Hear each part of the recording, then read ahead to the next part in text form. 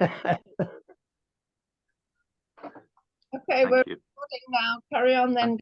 Nice. Thank you very much. Chris, are you happy with this news footage question, or do you just want to cut to the book? I don't mind.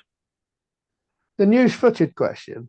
Well, what I was saying, yes, whether you feel that you'd like to react to what's going on in the news from an espionage perspective, and what you feel might be going on. Well, I would expect the MI6 to be involved. Yeah. And MI5 to be involved over here. So with regards to the rabbis, it's quite possible that one of them is belonging to the establishment. Yeah, there's RAF reconnaissance over Gaza, isn't there? And MI6 have planted a news bulletin in one of Putin's client news networks. Well, so we're told. There's no doubt about it. MI6 is in Moscow anyway. And how many Putins are there? There seem to be about 25 at the last count. One of them's about to be elected again. Yes, of course. Navalny's gone to somewhere or other. Oh, yeah. You can bet your life that Putin will stay where he is. Yeah. Whichever one is going to sit down, you know. Whichever one is good for another 6 years, we reckon. Well, yeah. I mean, the same goes for Biden, doesn't it? Mm. How many copycats has Biden got?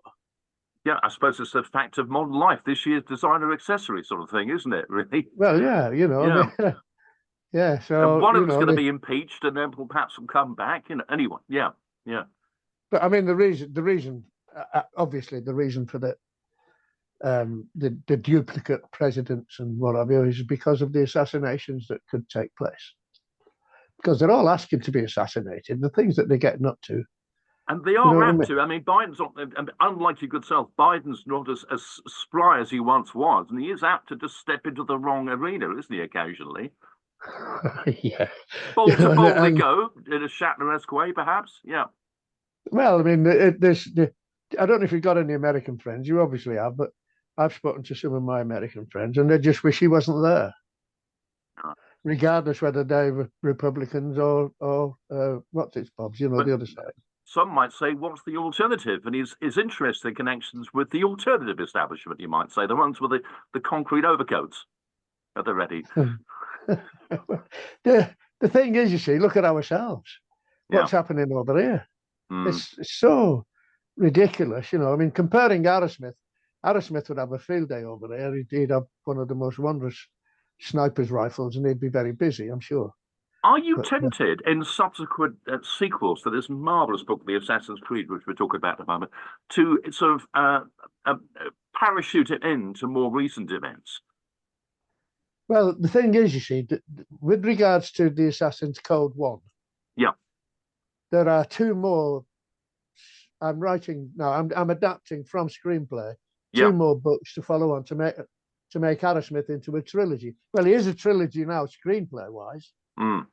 Let's hope somebody picks it up at some point. I mean, it'll be a rip-snorting, extraordinary adventure in prospect cinematically. Take a bit of filming, but yeah. Yeah, well, the thing is about the screenplay itself is that screenplays nowadays, the ones that are getting sold are around 100 to 110 pages. And that's because of the cinema people. They don't want 3-hour-long movies again. There won't be another Ben-Hur. And, you know, they're very exceptional now for these things, and they're very costly now because Arrowsmith's adventures have got many locations. It's at least as busy as a Bond movie, isn't it? Yeah, of course. Possibly more so. Yeah. And possibly more so. Yeah, because it's and it's more realistic for one thing. Yeah. Well, of course it is. Of course it is. I mean, you're not going to get a subway train landing in somebody's backyard and all the rest of it as in the Bond movies. They're just outrageous, you know. But mind you, take the Northern Line. I wouldn't be surprised, but anyway. Good luck for Ian Fleming, you know. But I'm no Ian Fleming. I know that. But the point is that the book, it's all on actual events. The whole thing has happened in one way or another. You see, real characters turn up. You know. Yes. Yeah. Yeah. You know. I mean. Mohammed Boudia and Muchasa and all these other guys, that they have all been executed now because of the vengeance of the Shin Bet. The Shin Bet is another arm of Mossad. Yeah, a lot of people don't know that, but Shin Bet is Shin Bet is the ones that do the wet job. There's an even more, I'm going to say, even more hardcore than Mossad is, and that's going some. They belong to Mossad. Yeah. Right, yeah. And in the midst of this book, you have the, amongst many extraordinary, strong women, and extremely live women, Hannah Cohen, for example, who appears to be pure as the driven, I presume Oxbridge educated, but somewhat deadly. Oh, yeah. She knocks off this bloke we meet on who I won't name for obvious reasons, quite early on, an old colleague of Aerosmith's, doesn't he? That's right. Who turns to have another side to it. Nestin, yeah. But anyway, the whole thing took a lot of the plot itself going right through. Fortunately, I've ended it so that we can carry on with number 2 and number 3. I didn't kill him off at the end. I thought about that seriously, about killing him off, but then I thought, no, we got to get more mileage out of him. Well, that's the realism of it, is that these people, all of the people in this book, know that they're living on a knife edge constantly. Of course, it's like the Northern Ireland aspect to it. That's the MacGuffin, really, isn't it? Yeah. Sorry. Yeah. Do carry on. Yeah. Well. No, it's not an object. It's not a MacGuffin. Okay. Thing. It's a reality. It's really a reality thing. Yes. And the way they operate, and one thing and the rest of it. Like, for instance, they're in houses. And I personally have been in houses. Yeah. You were in Northern Irish Intelligence at the time, weren't you? So you know this well, very well. Yeah. So that aspect of it, all of the people involved, I know them all. Yeah. Like Sadie, Saddlebag Sadie. Yeah, she's extraordinary lady. She is a really extraordinary lady. Force of nature. Yeah. Yeah. You never see them coming, do you? No. And suddenly, bam. Yeah. Yeah. And the various things about her being in the Wagon Wheel pub in Armagh. Yes. Now, that's a famous pub, actually. Yeah. I've been in there myself, Yeah. I've been in there myself. Yeah. And the way she seems to be in, well, I've made it that way, that she seems to be in 2 camps. Yeah, like several people in this book, or at least to be very aware of them. Yeah, of course. Yeah. And it's like the parts of the Assassin's Code 1 story is around Castle Dillon. This place exists. And within Castle Dillon, there's always a Royal Engineer unit in there. One of which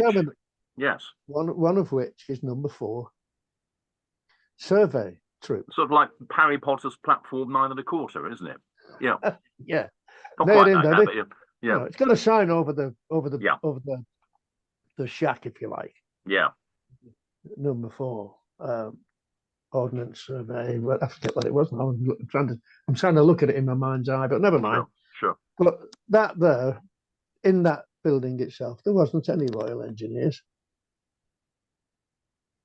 I've got to be careful what I say, because I did sign the Official Secrets Act, Sure. And so we'll park that there for now. I won't go any more on that. The book itself treads a very deft line, because you introduce us to this world more candidly than many other authors, I think most people could name, from the inside, without breaching anybody's confidentiality or safety, or indeed, the wider sort of geopolitical questions that are still smoking guns. Oh yeah, there's a thing going on now. I mean, this is why I'm thinking about Aerosmith even going beyond the trilogy. I can come bang up to date, because there's a lot still going on over there. Yeah, there are a lot of people that they don't report it. There's a lot of people, old scores to settle. Well, yeah, I mean they're trying to do it in a legal way. I mean, people looking for compensation for the lives that were lost on the IRA side. You've got to find a court that'll try them. I mean, the ECHR isn't going to wade into Gaza or Putin yet, is it? No, but the thing is that for my money, I was there in the 70s. Yeah. And a lot has gone on since I left. It was very hairy before. In the early 70s, to me, it was the hairiest part of the Northern Ireland troubles. And then it kind of goes on and on and on. And the next nasty thing was the Omagh bomb, of course, which really was sacrilegious in a way, you know what I mean? Fork in the road, I suppose, like many people feel the current Gaza situation is just, unmitigated horror. Yeah, of course. And kind of, they haven't caught them yet. They've they've questioned and what have you, various suspects. But the fact remains, they haven't caught them yet. I don't think so anyway. If they have, they're not making too much noise about it. The point being, I suppose, that these people are, sorry to interrupt, they're masters of disguise, aren't they? So, blink and you miss them. Well, it's like the old saying, the SAS guy at the bottom of the Springfield Road. Yeah. Disguised as a bottle of Guinness. Yeah. This is stuff that goes about, that causes a bit of a laugh. But yeah, there's lots of things like what happened to Captain Nairax, for instance. He's in the book. Yeah. And he was in Castle Dillon. Mm. And he was his own boss, actually. And he should have had a boss, and he didn't have one. And of course, at that moment, you don't recognize, your character doesn't recognize him. I hastily correct myself. In the night, and he very nearly meets his end. Yeah. But unfortunately for him, he was eventually captured, and his Captain Nairax, his body was never recovered. But they got a report from the IRA that he didn't give away anything. They gave him a hard time, and then they killed him, and then they don't know where he's buried. Everybody's expendable in this world, aren't they, Chris? And I'm wondering what you make of the mentality, the general mentality, people that get into this, including your very good self. Is it, as it were, a fork in the road, happenstance that you find that you've seen something you weren't supposed to see and you have to follow it through? Or is there a sense of mission and the kind of, as it were, the professional capital you've guarded means you couldn't really go anywhere else? Well, the thing is, it is happenstance, of course. Everything is happenstance. But the people who, well, for instance, I was an adrenaline junkie. I wasn't. I wore it well and still do. I just jumped out of an aircraft for the adrenaline. The parachute. But and I dove in. I was in deep water. I did a diving course at HMS Terror in Singapore. Something you have to do the jobs that nobody else could do, I would think. Well, yeah, you've got to be an adrenaline junkie. Hence, skimming along with a rib, in the dark, no lights, and across the Mediterranean, full pelt, on your own. Yeah. If you hit something in the water, and I've seen containers floating around in the middle of the Mediterranean that has been dropped off a ship. If I were to go into that, and when I'm empty and I'm doing about 50 knots on a flat sea, that's goodbye. That's the end of that, because nobody's going to come and pick me up. And this is what happens with people like me doing this, going back and to from North Africa to Europe. But Arrowsmith isn't down that road. just the author's down that road. There's a wonderful description of your character at sea when he talks about that sense of epiphanic well-being in the midst of incredible danger. That's right. You'll know what that is. I've heard it from people who are freelance airline pilots who still go up in retirement just for the sheer sort of life-enhancing joy of doing that. And that's, I suppose, being an adrenaline junkie in a different form. Well, yeah, there's different. I got my adrenaline from many places. I mean, being shot at, that doesn't have to have the adrenaline up, Yeah, for pleasure and profit. Yeah. Well, I have been shot at more than once. Sure. And, and that's a good adrenaline driver, if ever there was one. But it's not just adrenaline, it's incredible intellect and presence of mind, which, as I say, you embody to this day. If you're in a jam, call Chris Chance. the equalizer. Yeah. And the DJ, you've got it too. Yeah. Yeah. But yeah, the main thing for me, my pleasure, what I really like about the actual book itself is that character, Arrowsmith. I've met Arrowsmiths before. Yeah. There's a few Arrowsmiths in my life, and we all seem to be the same, if you know what I mean. How would you describe those qualities? I made a ham-fisted attempt at some of this, but how would you describe them? What are the core qualities of an Arrowsmith and their ilk? Obviously, you've got to be very strong-minded. You've got to make decisions. Got to be able to make instant decisions. And to hell with it. You've got to be a leadership. You know, you've got to have leadership. Fortunately for me, because I was a senior NCO, I had lots of experience leading men. I mean, proper men. You know, not combat engineers. Apologies for them. Yeah. And I've got them all around me. Actually, I've got pictures up here. Oh, there's my men up there. There's 10 of us there. And those men, by the way, they're the names I used in Beneath the Poppy Fields, the World War One subterranean warfare book. Everything connects, right? Yeah. Right. So their characters are in me, and I use their names as well as their characters as the miners. Yeah. Right. So again, it's like the prison writing books that I've done. Assassin's Code, even Satan's Arena, and Beneath the Poppy Fields. They have moved up because in the prison writing, prison was provided me with all of the props. Yeah, if you know what I mean. You've got them almost not quite as still life, but it's all there. I don't have to research captive audience. Like yeah. And so when I come out, the first job I did when I come out was I wrote Assassin's Code 1 without any props because I was on the run actually, and I ended up in Cyprus. Yeah. And I spent all my time in Cyprus writing Assassin's Code 1. There's me on the run. and it was coming back from there actually that was rearrested and captured and put in prison in France, and then eventually extradited back into a Spanish prison. But anyway, that's another story. You kept the manuscript. I don't know if you swallowed it or whatever you did, but this is the work of great duress and that sense of calm that Arrowsmith also has out on the water. You were skippering a boat, weren't you? Oh yeah. Prior to being incarcerated. Yeah.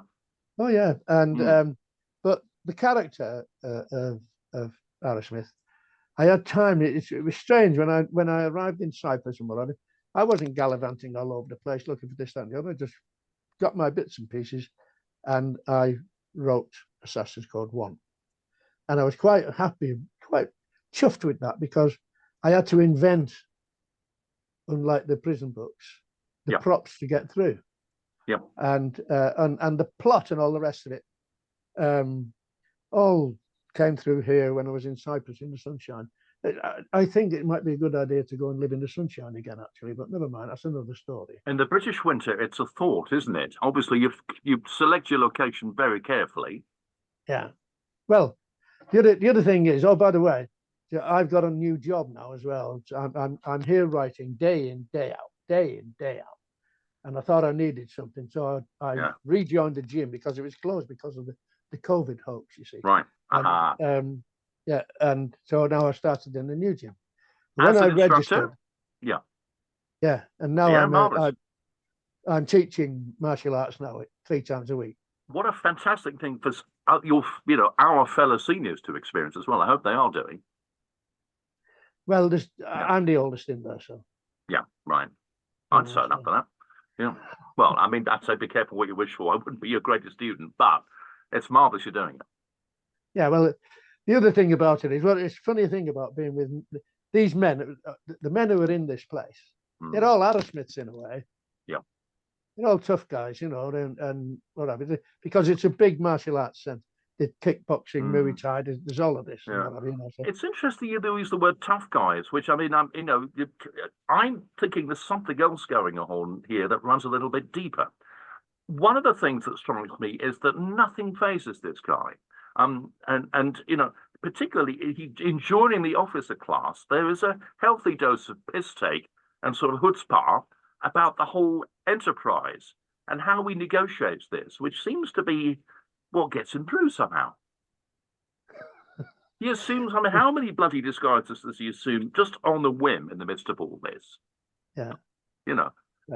Well, anyway. Yeah. Now, these guys could do that with your training. Well. Yeah. Yeah. Yeah. The one of the attractions for these characters in this church, it's the church gym. It's run by the church. There's no vicars ambling around or anything like that, and not even in disguise, not even disguised as bottles of Guinness. No, I don't get the chance to say more tea, vicar. But anyway, what happened when I signed up with them? This guy was looking at me and he said, "I know you." I said, "No, you don't." He said, "I do. I seen you on the telly." I said, "Oh." He said, "Yeah, Geographic. You're that guy banged up abroad, aren't you?" And the other thing about you, he said, what I recognize is your voice. I had to say, "You're in the wrong job, mate." You're in the wrong job. There's somebody looking for somebody like you. But anyway, what happened then? The guy who's running the place, he got the staff behind this counter. Yeah. What? You the banged up abroad guy, are you? I said, "Well, there's a lot of us on banged up abroad, Yeah, a lot of it about, yeah. Yeah. And so anyway, then this bloke said something about prison, and I said to him, "Have you ever met anybody who's been in 12 different prisons, 11 of them foreign?" He said, "No." I said, "What do you do now?" "Don't believe you." I said, "That's all right. I don't want you to believe me. It doesn't matter."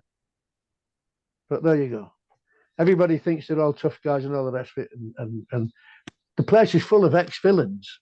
Yeah. Because it's a church thing, and obviously yes, rehabilitation. That's right. You see, so you've got plenty of guys in there who are the image of a lurch, but with bigger muscles and everything. You know what I mean? Yeah. But they've got to have this very keen intelligence. However, they mask it, haven't they? For them, I mean, if they were going to make the leap that your character made, then in another part of the forest you made. Yeah, it's got to have I can't think of a good word, an athletic brain. That's a brilliant description. And I think that characterizes this book, in fact, all your books. Not only do they have the pace of a thriller, I find this our local author down here, Ivy Najau, and her sort of thriller escapades. It's the pace of real life under extreme pressure. You're living it. It's like a movie as you read it. Well, going back to what you said originally when we first started about it being a screenplay, and I explained that it's 120 pages, etc. Yes. Yeah. Well, why the person? It's got to land on the right desk. This screenplay. Yeah, it's got to be a person who's going to be. I'm prepared for them to chop bits up because you've got to be. Yeah. After all, I'm only the writer. You know what I mean? I'm the lowest. I'm looking to get on the credits. But anyway, that's kind of thing. That's a life. These days. Yeah, as long as they pay you. Yeah. Yeah. Anyway, the idea being that this, because of the locations and because of the characters, I try to make everything character driven. You succeed apparently effortlessly, but there's a lot of hard work behind it. But you're just there. Yeah. But everybody in there, even these Afghani guys, you know, I mean, for instance, Abdullah Habibullah. Well, I know him personally. Thought you might have done. I do. I know him personally. Yeah. And he is possibly the top Mujahideen lord in Afghanistan. He rules all that to this area day. Now, when I'm talking to you, yeah. Mm. The area of Herat, and two great plantations that this family run are the smack on the lower ground and the hash on the high ground. Mm. Bird of Afghan black. Afghan black is it's like they only do it in kilos. They don't do it in 9 bars as they do in Africa. Yep. Because it's big shipments going everywhere. And he flew from Karachi with his uncle to me, and his uncle happens to be a guy called Ibrahim. And who is your right-hand man in the book, or a version, or the name is adopted, isn't it? Yes. And they came to my house. Yeah. In Spain. Yeah. And the job was all worked out and all the rest of it. I was going to go to them, and everything was going to go from there. And I was going to be working from there to New Zealand and Canada. That was my job, was to get stuff. I explained to them, no way do I go anywhere near Smack or Charlie. Smack is the heroin for anybody who's listening, and Charlie is cocaine. Yep. All I'd ever dealt with was hash, which is legal nowadays. So I went through all of that. If I'd have waited a few years, I probably wouldn't have got locked up. Yeah. But anyway, never mind. They all have it. They all have a bit themselves. I mean, the stuff that I brought was shipping, if you like, all went to people that you wouldn't get this stuff on a street corner, put it like that. It wasn't that kind of thing. The clientele for this stuff were absolutely regular. They've been on it all their lives. Doctors, dentists, you name it, they're all on it. And they paid a higher price for it. So that was what it was all about. It's a paradox, really, Chris, isn't it? Because, whatever you think of drug policy, this stuff is a leverage, a currency that is, again, crucial to the operations, that are paradigmatic in this book, as, of course, is the business of the arms trade. They're a form of currency that unites what appear to be disparate forces, disparate covert forces across the world. It's a very small world, isn't it? Of course it is. A very intricate world. But that's the reason for Aerosmith being there, because though I've just said to you, I would never ever deal in smack. It's unfortunate for Aerosmith. It's got to be smack. It doesn't matter what his conscience tells him. He's doing what he's been told to do, and he's going to achieve what he has to achieve. It takes him around the world. As they say in intelligence circles, for the greater good. Yeah. Yeah. Well, but the fact remains is that he's successful, and he's planted himself at the top of the terrorist tree, if you like. He's both camps, a very precarious position, you would have thought. Yeah. But very high with the IRA, very high with the Black September, all the Arabic terrorism things. People talk about Hamas and Hezbollah and what have you. Well, all these people relative latecomers. Yeah. So and so yeah, I've been in situations what he's been in, and that's why I write about it. The kidology that I've used there is only with regards to smack, the heroin. Personally, I've never touched it. Wouldn't want to. But he's part of that game. It's part of the story. It's part of the whole plot, and he's successful in the end. Incidentally, the screenplay ending is different than the book. The screenplay ending in the ending up with him being in the IRA is more spectacular for the screenplay than it is in the book. So hopefully, when the screenplay comes out, that'll be seen. It really is. I mean, I put it like this: I liked it. I reread it and I get a kick out of it, but I do get a kick out of the end. That's the acid test, really, is that the point where you put it down and you reread it and you think, yeah, this works. This is authentic.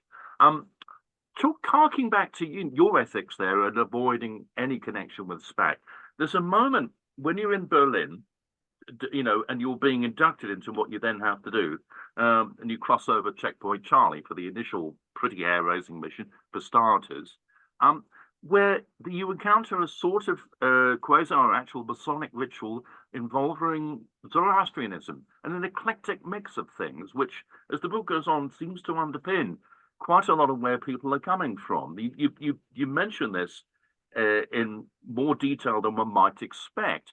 How important in this world is a sort of, you know, sidebar alternative set of ethics? Is that part of the code of conduct? Well, there's no written code of conduct. There's no, you know, you can't really put names to. It's like people say the various things, the code of what happens in prison and all this and all that. A lot of it is bull. Yeah.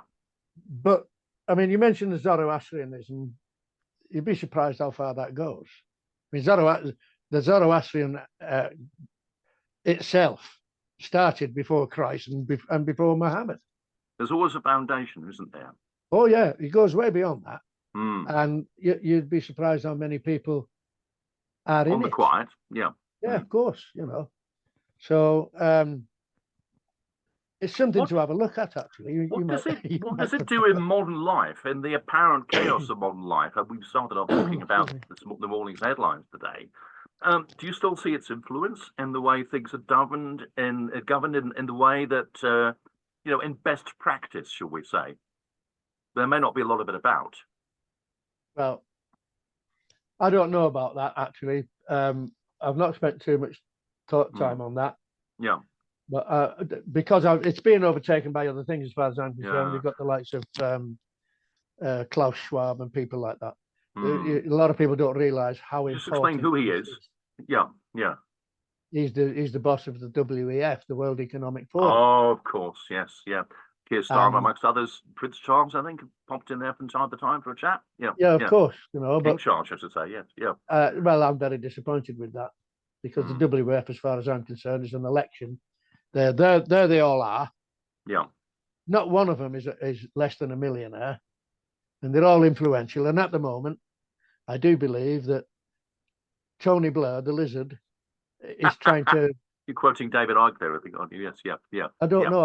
I've never heard. Howsoever, you're thinking lounge lizard. Yeah, right. Yeah, he's trying to oust Klaus Schwab because Klaus Schwab is at the end of his tether. He wants to run the show. Ah, so there's a power struggle going on there that may underpin other events to be. Yeah, well, when I get the time and all the rest of it, I'm going to make sure Aerosmith is there too. I think he already is, so to speak. I can see that. I'm delighted you're going to be continuing with this. Oh yeah, Aerosmith is going to be big in my life. Well, he is big in my life, you know. So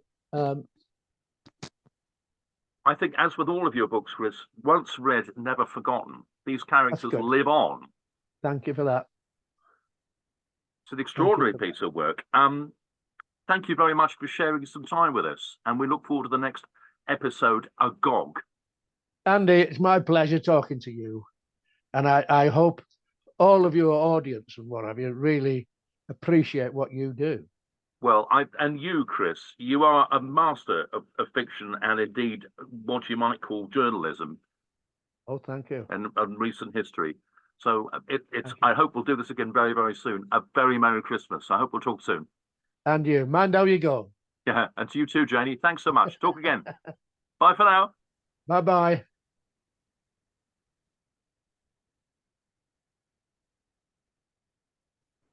Turn your phone on.